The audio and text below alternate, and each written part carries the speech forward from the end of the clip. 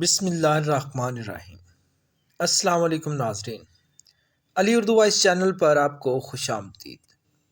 میرا نام لائبہ ہے اور میری عمر 30 سال ہے۔ میں اب تک غیر شادی شدہ ہوں۔ میں شادی کر بھی نہیں سکتی۔ سفلی علم نے میرا سب کچھ چھین لیا، ہر رشتہ، ہر تعلق۔ کھونے کے لیے میرے پاس اب کچھ نہیں بچا۔ یہ میری بربادی کی داستان ہے۔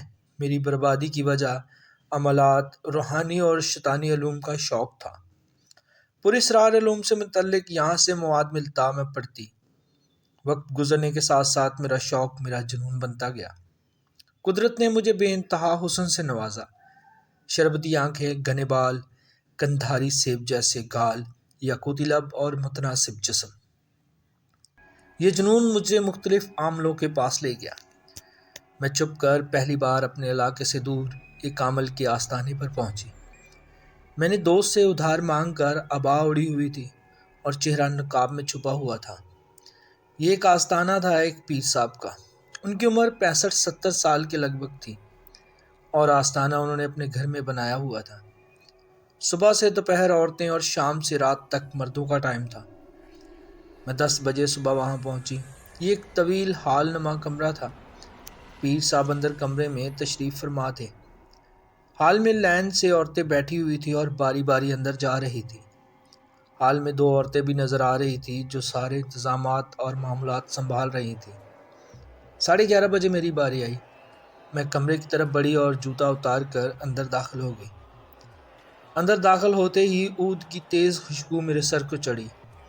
پیر صاحب ایک لنگی میں گاؤ تکیے کے ساتھ زمین پر دراز تھے۔ ان کے پیچھے سیاہ رنگ کا چھت سے زمین تک پردہ لگا ہوا تھا۔ اس پر سرخ رنگ سے عجیب و غریب نقش و نگار بنے ہوئے تھے۔ کمرے کی باقی دیواریں بھی سرخ رنگ کے پردوں سے ڈھکی ہوئی تھی۔ زمین پر سفید چادریں بچھی ہوئی تھی۔ پیر صاحب کے دائیں طرف لکڑی کا ایک باکس سا رکھا ہوا تھا اور اس پر مختلف طرح کا سامان تھا۔ اس کے علاوہ کمرے میں کچھ نہیں تھا۔ پردہ اتار کر بیٹھ جاؤ، پیر صاحب نے جلال بھری آواز میں مجھے اپنے قریب بیٹھنے کا اشارہ کیا۔ میں نے بھی بیٹھتے ہوئے نقاب اتار دیا۔ میں نے پیر صاحب کی آنکھوں میں واضح چمک دیکھی۔ وہ سیدھے ہو کر بیٹھ گئے۔ اس کو بھی اتار دو۔ فقیروں سے کیسا پردہ؟ پیر صاحب نے اگلا حکم جاری کیا اور میں نے عبا اتاری اور زمین پر ان کے بائیں طرف بیٹھ گئی۔ پیر صاحب، مجھے عملات سیکھنے ہیں، میں نے ڈائریکٹ مطلب کی بات کی۔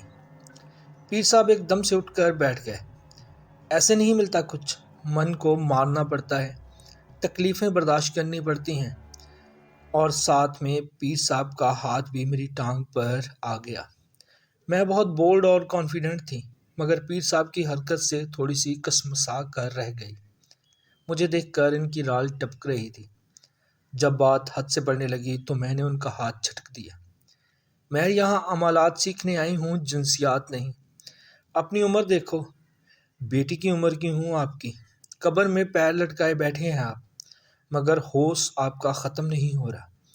پیر صاحب کی آنکھیں شعلہ برسانے لگی، مگر میں سمجھ چکی تھی کہ یہ ایک ڈبہ پیر ہے جو معصوم عورتوں سے اپنا ٹھرک مٹاتا ہے۔ میں غصے سے اٹھ کر باہر آ گئی۔ اس بابے کی ہمت نہیں ہوئی کہ مجھے کچھ کہہ سکے یا مجھے روک سکے۔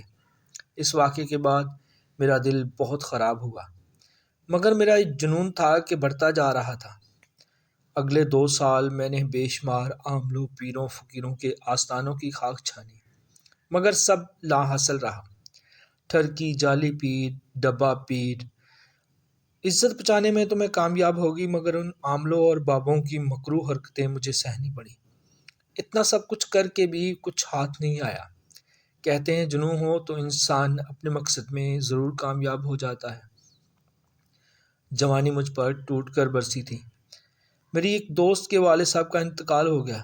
اس دوست کو میرے شوق کے بارے میں علم تھا۔ ایک دن اس کا فون آیا، یار علینا، تجھے یہ پراسرار قسم کے علوم پڑھنے کا شوق ہے نا؟ ہاں بہت ہے، مگر کیوں؟ میں نے پوچھا۔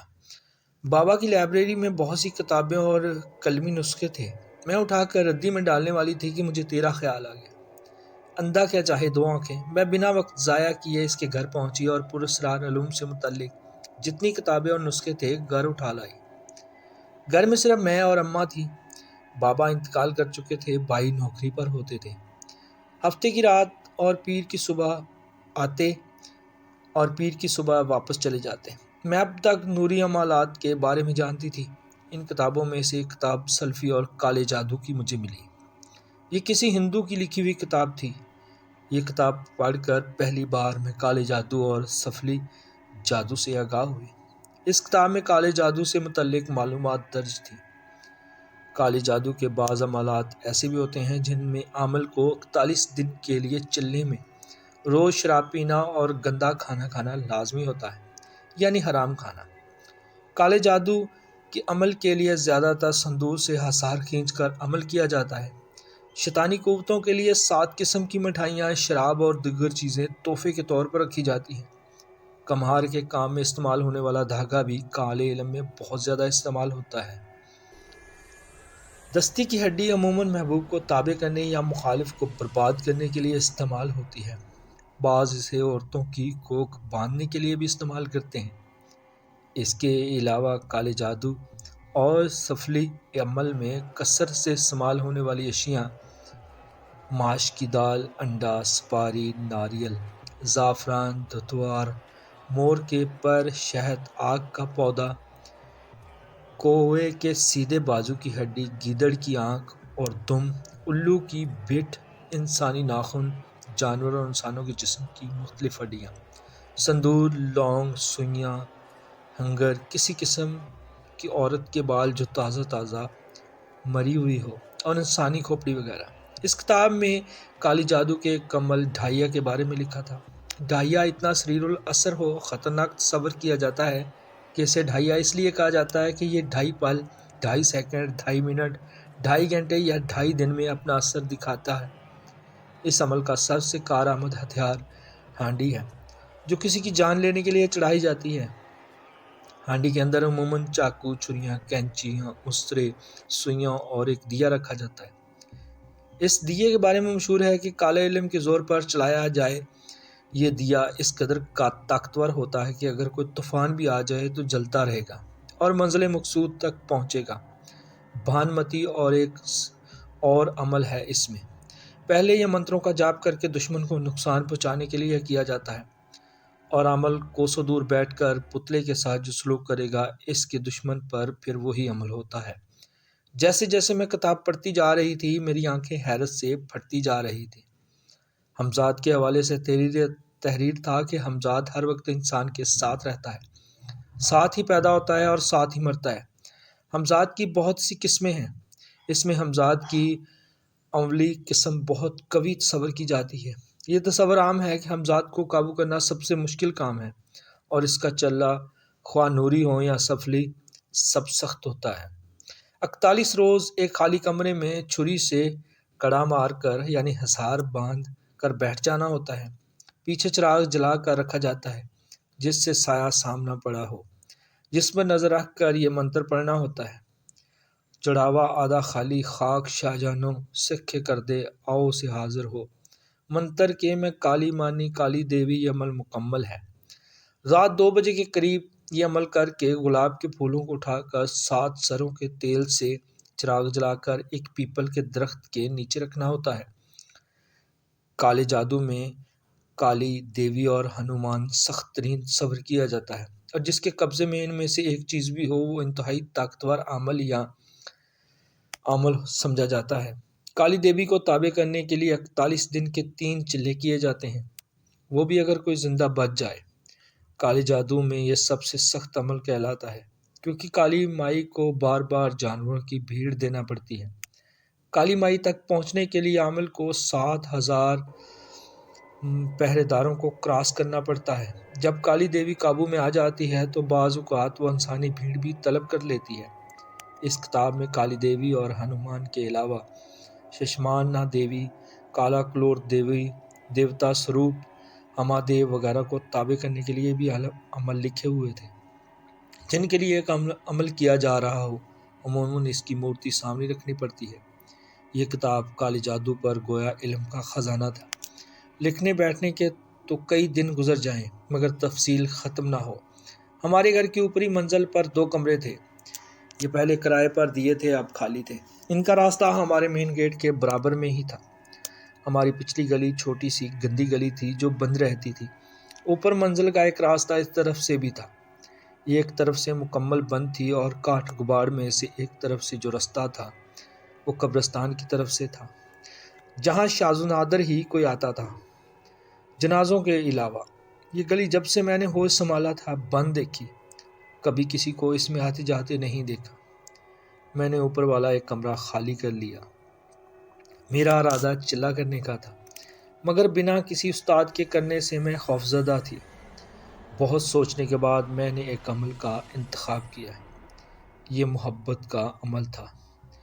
اس کے لیے مجھے شمشان گھاٹ سے جلے ہوئے مردے کی راکھ اور چیل کے پاؤں کی مٹی درکار تھی، یعنی جہاں چیل نے قدم رکھے ہو وہ مٹی، مگر میرے لیے انہیں حاصل کرنا ناممکن تھا۔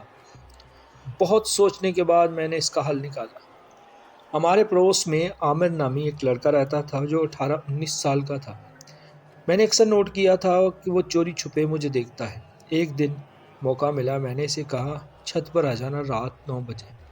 ہماری چھتیں آپس میں ملی ہوئی تھیں۔ اس کی آنکھوں میں حیرانگی نظر آ گئی۔ گلی میں بات کرنے کے بجائے ملنے کی فرمائش کر دی۔ اس سے زیادہ وہ کیا چاہتا تھا؟ میں رات ہونے کا انتظار کرنے لگی۔ 9 بجے سے کچھ پہلے میں ہلکا سا تیار ہو کر چھت پر چلی گئی۔ میں چھت پر پہنچی تو وہ پہلے سے موجود تھا۔ میں درمیانی دربار کے پاس چلی گئی۔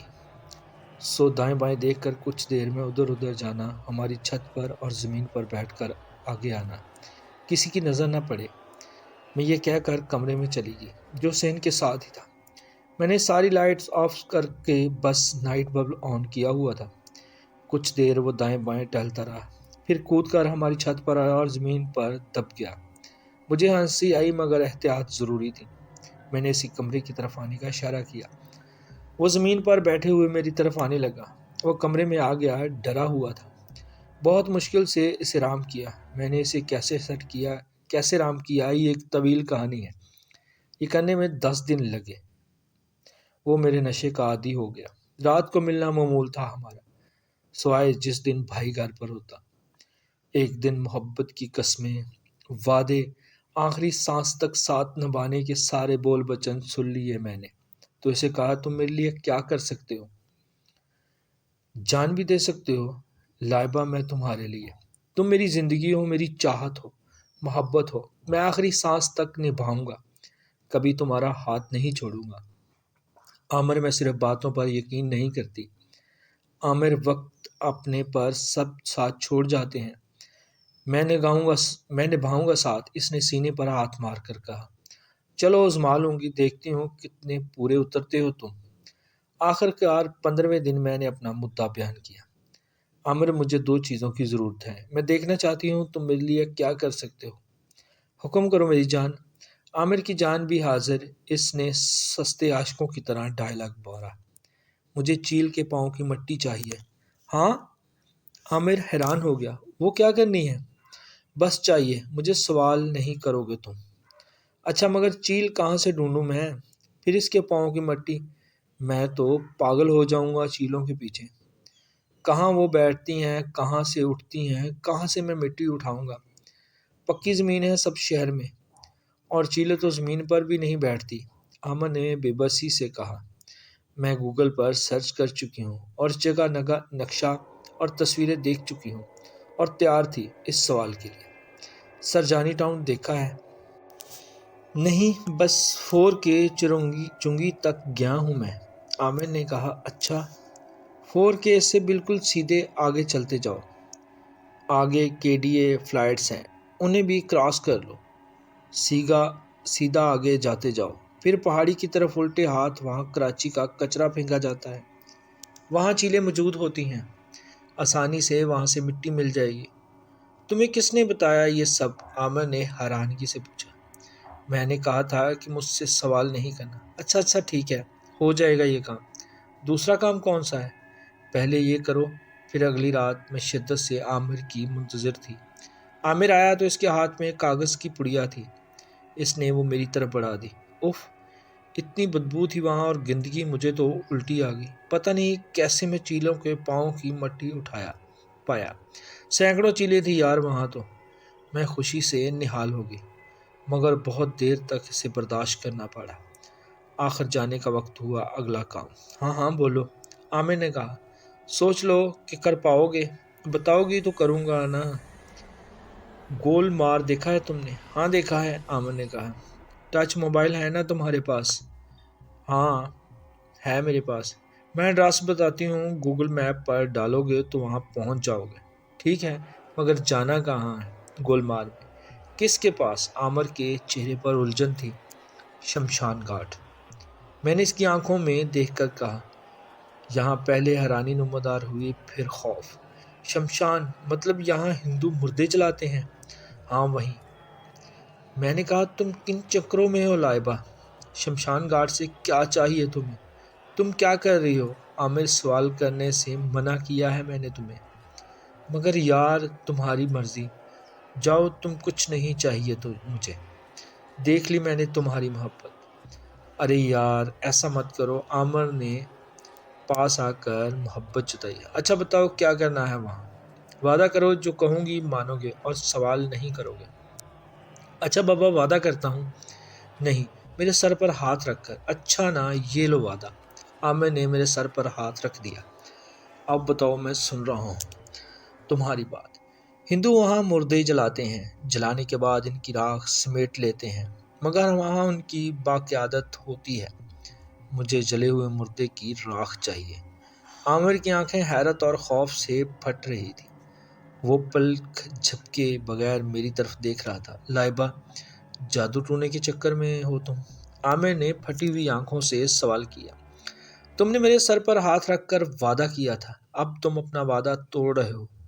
وقت آنے پر میں تمہیں سب بتا دوں گی، ابھی کوئی سوال مت کرو۔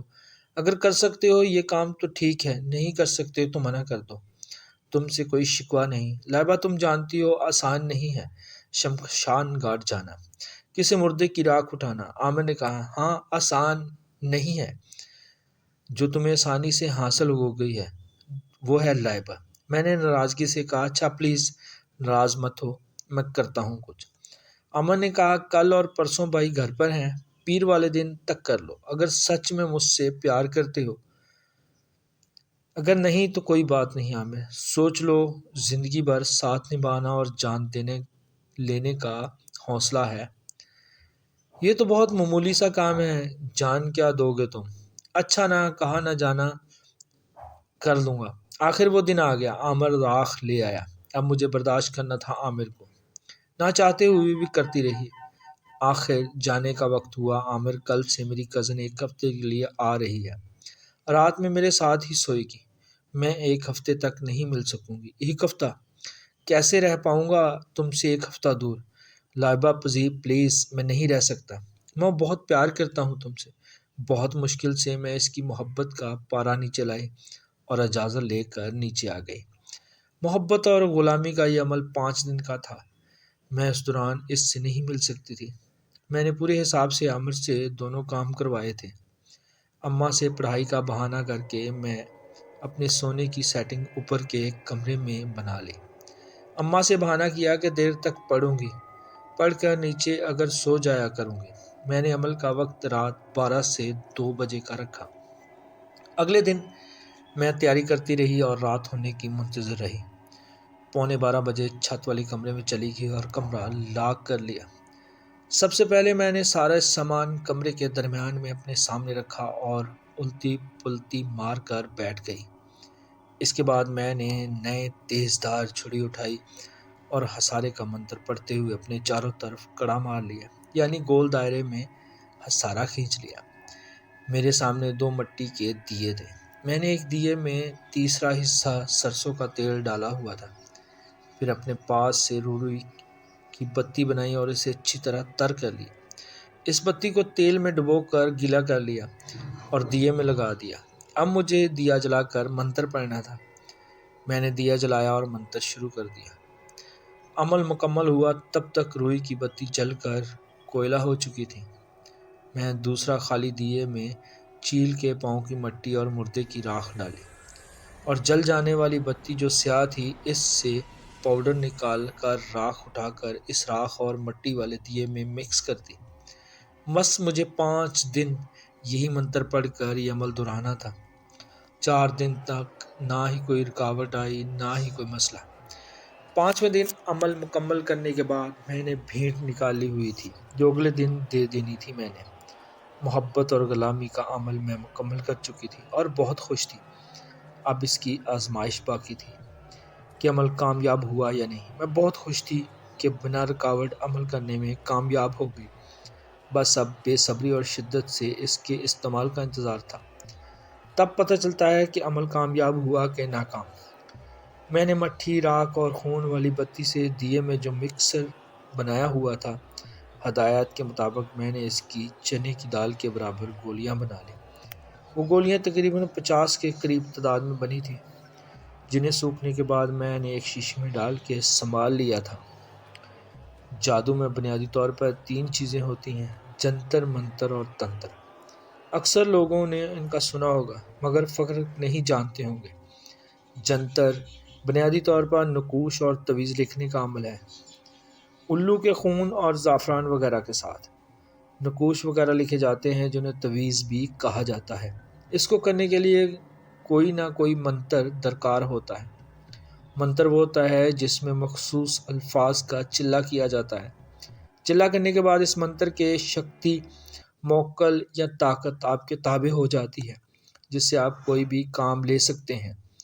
تنتر عملی چیز کا نام ہے جسے الو یا بکرے کے دل پر عمل کیا جائے یا جس میں مردے کی راکھ، چیل کے پاؤں کی مٹی اور خون سے بنی بتی سے عمل کیا جائے۔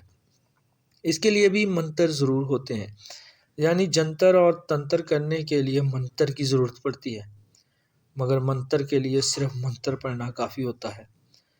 عامر کو میں نے 7 دن کا کہا تھا، آج 5واں دن تھا۔ 2 دن بڑی مشکل سے گزارے میں بار بار دروازے پر جا کر عامر کو دیکھتی مگر نظر نہ آیا وہ۔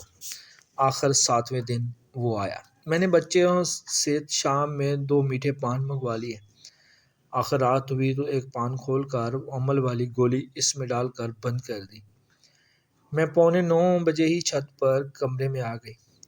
آخرکار 9 بجے عامر نظر آیا۔ کمرے میں آتے ہی وہ بے قابو ہو گیا۔ میں نے کچھ دیر اسے باتوں میں لگایا، پھر پوچھا، عامر پان کھاتے ہو؟ نہیں، بس کبھی کبھار کھا لیا تو کھا لیا، عادت نہیں ہے اسے۔ میں نے پان اٹھایا جس پر نشان لگایا ہوا تھا۔ مجھے بہت پسند ہے، میں نے منگوائے تھے، سوچا تمہارے ساتھ کھاؤں گی۔ منہ کھولو۔ میں نے اسے گولی والا پان کھلا دیا۔ اس کے بعد دوسرا پان خود کھایا۔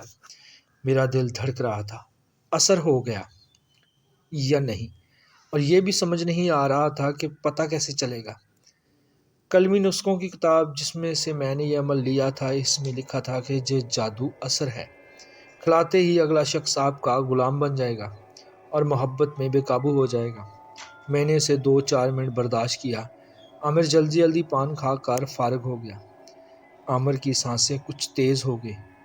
خاموش کھڑا ہو جاؤ ادھر سامنے اور ہاتھ باندھ لو، میں نے دھڑکتے دل کے ساتھ اسے حکم دیا۔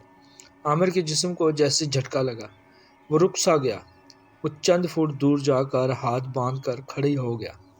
اس کی آنکھوں میں عجیب سی کیفیت تھے، جیسا خالی پن سا، جیسے دماغ حاضر نہ ہو۔ ہاتھ اور گھٹنوں کے بل زمین پر بیٹھ جاؤ۔ اگلے ہی لمحے عامر زمین پر بیٹھ گیا، کتے کی طرح۔ ایسے ہی گھٹنے اور ہاتھوں کے بل چلتے ہوئے کمرے کا چکر لگا کر واپس آؤ، میں نے اگلا حکم دیا۔ میرے دل میں خوشی کا سمندر موزن تھا۔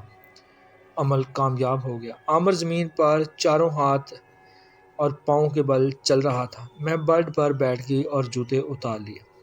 عامر چکر لگا کر میرے سامنے واپس آ چکا تھا اور اسی پوز میں تھا۔ میں نے ٹانگ سیدھی کر کے اس کی طرف بڑھائی، ہاتھ پیچھے باندھتے ہوئے، مجھے چھونا مت، صرف زبان سے میرے پاؤں چاٹو۔ اگلے ہی لمحے عامر کی زبان میرے پاؤں چاٹنے میں مصروف تھی اور اس نے اپنے ہاتھ پیچھے باندھے ہوئے تھے۔ میں کامیاب ہو گئی۔ میں نے بہت سوچ سمجھ کر یہ عمل چنا تھا۔ مجھے کالا علم کرنے کے لیے کسی مددگار کی ضرورت تھی، اور اس مددگار کو اپنے تابع کیے بغیر غلام بنائے بغیر میں آگے نہیں بڑھ سکتی تھی، اور عامر اب میرا غلام تھا، میرے تابع تھا، میرا مددگار تھا۔ اگلا عمل ہنومان کا کروں گی، یا کالی دیوی کا، یا کوئی اور۔ انہی سوچوں میں گم تھی، اور عامر کتے کی طرح میری پاؤں چاٹنے میں مصروف تھا۔ عمل کی کامیابی کا نشہ مجھے مدہوش کر رہا تھا۔ یہیں بیڈ کے پاس سیدھے لیٹ جاؤ زمین پر، میں نے اسے حکم دے کر اٹھ گئی۔ کافی دیر ہو چکی تھی، اب جانے کا وقت تھا۔ عامر کی آنکھوں میں خالی پن تھا، بالکل ہیپاٹائزم کے معمول کی طرح ری ایکٹ کر رہا تھا۔ یہ خطرناک بات تھی جو سب کی نظر میں آ جاتی۔ آخر کار مجھے ایک طریقہ سوچا۔ اگر عامر، تم یہاں سے جانے کے بعد سب کچھ بھول جاؤ گے اور نارمل رہو گے، صرف میری محبت یاد رکھو گے، اور ہر روز رات 9 بجے چھت پر آ جایا کرو گے۔ جب میرے سامنے آؤ گے تو میرے غلام بن جاؤ گے۔ اب جاؤ۔ میں نے اسے طویل ہدایت دی۔ امید تھی کہ جیسا میں نے سوچا ویسے ہی ہوگا۔ عامر بنا کوئی چوں چراں کیے چلا گیا، اور میں بھی نیچے کمرے میں آ گئی۔ میں سوتے ہوئے بھی سوچتی رہی اگلا عمل کون سا کروں، مگر فیصلہ نہیں کر پا رہی تھی۔ انہی سوچوں میں سو گئی۔ اگلے دن میں ان کتابوں اور قلمی نسخوں میں تلاش کرتی رہی کہ کوئی عمل مل جائے۔ بے شمار عمل تھے، مگر مجھے سمجھ نہیں آ رہا تھا۔ اول تو ان میں کامیاب ہونا بہت مشکل تھا، ہو بھی جاتی تو ان سے کیا کام لیتی؟ میں نے زندگی عاملہ بن کر تو نہیں گزارنی۔ آخر کار مجھے ایک عمل سوچ گیا، اپنی روح کو جسم سے باہر نکالنے کا۔ یہ عمل مجھے بہت مزیدار لگا۔ دنیا جہاں میں گھومنا پھرنا جو چاہے حاصل کر لے، مگر اس میں ایک قباحت تھی۔ اس کے لیے مجھے جس دم کی مشق کرنا لازمی تھی۔ جتنی دیر میں سانس روک سکتی ہوں، بس اتنی دیر میری روح یا میرا جسم سے باہر رہ سکتا ہے۔ میں نے موبائل میں اسٹاپ واچ پر سانس روک کر چیک کیا۔ 49 سیکنڈ میں صرف اور صرف 49 سیکنڈ تک سانس روک سکتی تھی، اور کچھ بھی نہیں۔ آخر حبس سے دم کی مشق کرنے کا فیصلہ کیا۔ میرا سارا دھیان عملات پر تھا۔ فی الحال عامر کی ضرورت نہیں تھی۔ میں نے جس دم کی مشق شروع کر دی، 1 مہینے بعد میں اس قابل ہو چکی تھی کہ 2.5 منٹ سانس روک سکتی تھی۔ میں نے اب چلنا شروع کر دیا، ساتھ ساتھ دم کی مشق بھی کر رہی تھی۔ 40 دن میں چلنا مکمل ہوتا، اور تب تک میری سانس روکنے کا وقت اور بڑھ جاتا۔ دن گزرتے رہے، میں چلنا بھی کرتی رہی، اور مشق بھی۔ اس بار بھی حیرت انگیز طور پر نہ ہی عمل میں کوئی رکاوٹ آئی، نہ ہی کوئی مسئلہ۔ شاید میں نے کسی شکتی یا طاقت کو قابو کرنے کے لیے نہیں کیا تھا یہ عمل، اس لیے کسی غیر مرئی چیز نے مجھے تنگ نہیں کیا۔ 41 دن مکمل ہو چکے تھے۔ میرے سانس روکنے کا وقت 4 منٹ 2 سیکنڈ ہو چکا تھا۔ میرا ارادہ اس مشق کر کے کم 10 منٹ تک لے جانے کا تھا۔ آخر اگلی رات میں نے عمل کو آزمانے کا فیصلہ کیا۔ چھت پر کمرے میں آ کر کمرہ لاک کر لیا، اور سانس روک کر سیدھی بستر پر لیٹ کر روح کو جسم سے باہر نکالنے کا منتر پڑھنے لگی۔ میرا دل شدت سے دھڑک رہا تھا۔ میں نے سانس روک کر منتر پڑھا۔ مجھے لگا میرا جسم ہلکا ہو گیا ہے، مگر میری روح تو نہیں آئی باہر۔ منتر ٹھیک نہیں تھا، یہاں چلنا کامیاب نہیں ہوا۔ اتنی محنت ضائع میں ہو گئی۔ میں اٹھ کر بیٹھ گئی، مگر میرا جسم لیٹا ہوا تھا۔ میں کامیاب ہو گئی۔ میں کامیاب ہو گئی۔ خوشی میرے انگ انگ سے پھوٹ رہی تھی۔ میں بستر سے نیچے اتر آئی۔ میرا جسم بے حس و حرکت بستر پر پڑا ہوا تھا۔ میں خوشی سے پھولی نہیں سما رہی تھی۔ میں چلتی ہوئی دروازے کی طرف بڑھی اور ناب گمائی، مگر میرا ہاتھ میں وہ آئی ہی نہیں۔ میرا ہاتھ اس میں سے گزر گیا۔ یہ کیا ہو رہا ہے؟ ہر چیز، میرا جسم نہیں، روح شفاف تھی، ہر سائے کی طرح۔ یعنی میں کسی چیز کو پکڑ نہیں سکتی، مگر یہ کیسے ہو سکتا ہے؟ اس قلمی نسخے والی کتاب میں تو لکھا تھا کہ ہر چیز حاصل کر سکتی ہو۔ میں نے دروازے میں قدم بڑھایا۔ میرا ایک قدم دروازے کے اندر تھا اور ایک قدم دروازے سے باہر، یعنی آر پار ہو سکتی تھی میں نے قدم بڑھایا اور باہر سین میں نکل آئی۔ میں نے اوپر آسمان دیکھا، ستاروں سے بھرا ہوا۔ میرا دل چاہا کہ میں آسمان کی سیر کروں۔ اگلے لمحے میں فضا میں تھی، یعنی سب کچھ سوچ پر چلتا ہے۔ روحانی دنیا میں عجیب سا احساسات تھے، خیالات تھے اور خوشی کا احساس تھا۔ میں اپنے صحن کے اوپر فضا میں تھی، ارد گرد دور دور تک کا منظر نظر آ رہا تھا۔ میں نے بائیں طرف نظر ڈالی تو علاقے کے سارے گھر نظر آئے۔ دائیں طرف دیکھا تو قبرستان میں سفید سے چند سائے نظر آئے جو مختلف قبروں پر تھے۔ یہ کیا ہے؟ مجھے تجسس ہوا۔ اگلے ہی لمحے خوف اور دہشت سے میرا دل بری طرح دھڑک اٹھا۔ یہ روحیں؟ کس کی روحیں؟ مجھے سانس لینے میں شدید گھٹن کا احساس ہوا۔ یہ کیا ہو رہا ہے؟ ایک دم سے میری آنکھ کھل گئی۔ میں بستر پر تھی۔ یہ کیا ہوا؟ میں خواب دیکھ رہی تھی؟ نہیں، میں تو روح کو جسم سے نکالا تھا۔ میں فضا میں بلند ہوئی تھی۔ پھر یہ کیا؟ اور وہ میری سانس؟ شاید وقت پورا ہو گیا تھا۔ میں نے جہی سانس لیا میں جسم میں واپس آ گئی۔ نہیں، میری روح واپس آ گئی۔ قبرستان میں کون تھے؟ کس کی روحیں تھیں؟ میں اکیلی۔ میرے رونگٹے کھڑے ہو گئے۔ اٹھ کے میں نیچے کمرے میں بھاگی، چادر میں منہ چھپا لیا اور لیٹ گئی، مگر وہ منظر نظروں سے اوجھل نہیں ہو رہا تھا۔ قبرستان والا۔ بہت دیر بعد میرا دل و دماغ قابو میں آیا، جسم ٹوٹ رہا تھا۔ میں اسی کیفیت میں جانے کب سو گئی۔ مجھے اچانک سے جکڑن کا احساس ہوا۔ میرا خوف اور دہشت سے جیسے دل بند ہونے والا تھا۔ میرا پورا جسم کے گرد ایک بہت بڑا سیاہ رنگ کا سانپ لیٹا ہوا تھا اور سانپ کا منہ عین میرے چہرے پر تھا۔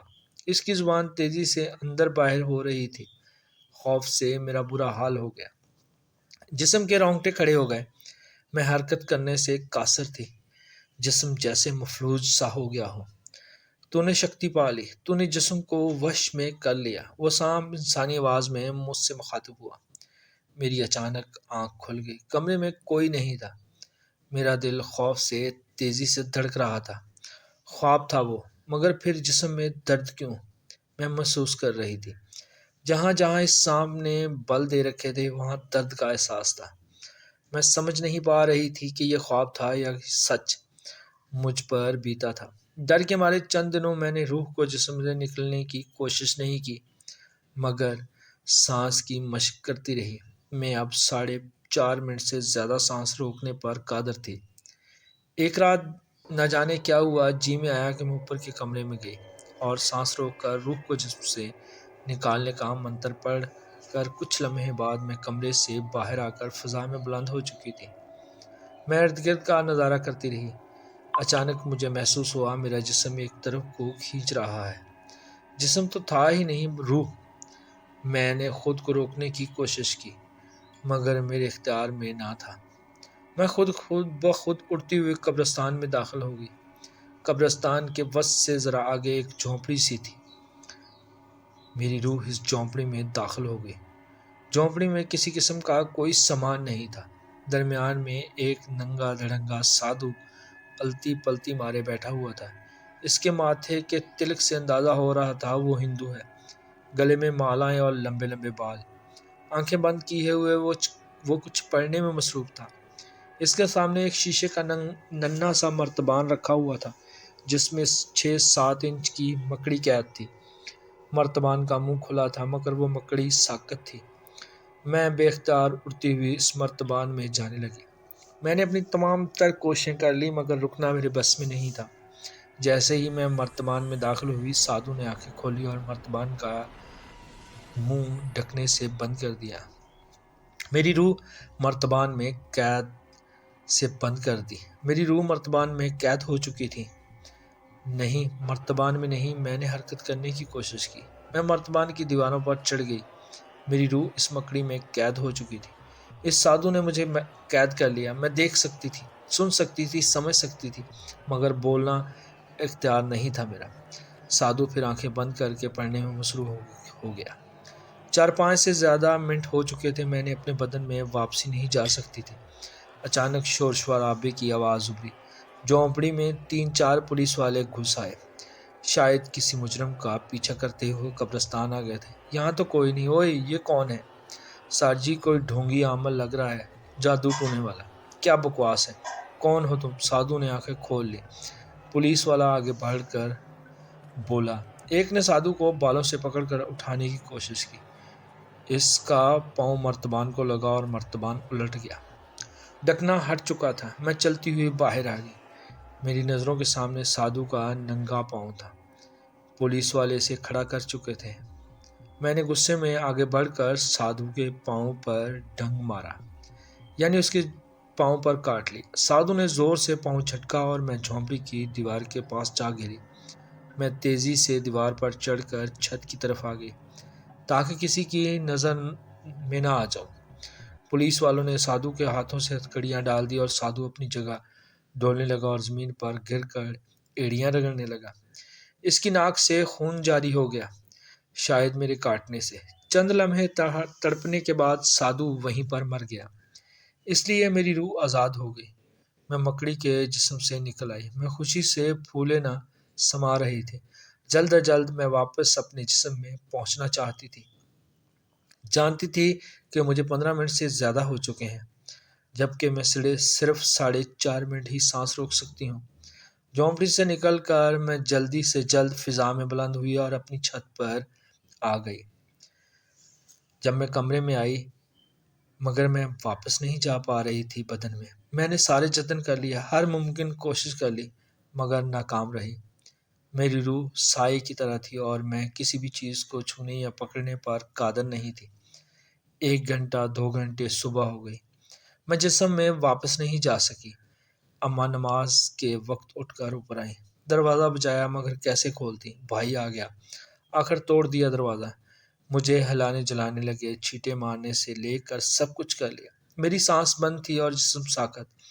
اماں دہاڑے مار مار کر رونے لگی اور دل پر ہاتھ رکھ کر زمین پر گر گئی۔ بھائی ان کو لے کر بھاگے۔ میں چیختی چلاتی رہی مگر صبر آئے گا۔ مجھے دیکھنے اور سننے والا کوئی نہیں تھا۔ دن کے وقت میری اور اماں کا بدن مٹی میں اتار دیا گیا۔ میری ہر کوشش بے سود رہی، میں کچھ نہیں کر پائی۔ میرا چیخنا چلانا، رونا پیٹنا سننا اور دیکھنے والا کوئی نہیں تھا۔ برسوں گزر چکے ہیں، میں اب اپنے گھر میں رہتی ہوں۔ قبرستان گئی مگر کسی روح نے مجھ سے بات نہیں کی۔ میں سب کچھ کر چکی ہوں، میری روح کسی طرح نجات پا جائے، کسی اور بدن میں چلی جائے۔ میں روح کو مجسم کرنے پر قادر ہوں۔ ہو سکے تو سب رائے گاں گیا، سب لاحاصل۔ سلفی جادو نے میرا سب کچھ چھین لیا، سب کچھ۔ شاید قیامت تک بھٹکنا ہی میرا مقدر ہے۔ ناظرین، اس طرح کی مزید کہانیاں سننے کے لیے چینل کو سبسکرائب کریں، بیل آئیکن کو پریس کریں تاکہ ہر نئی آنے والی ویڈیو کا نوٹیفیکیشن بر وقت آپ کو مل سکے۔ اور کمنٹس میں بتائیے گا کہ کہانی آپ کو کیسی لگی۔ ملتے ہیں انشاءاللہ اگلی کہانی میں۔ اللہ حافظ۔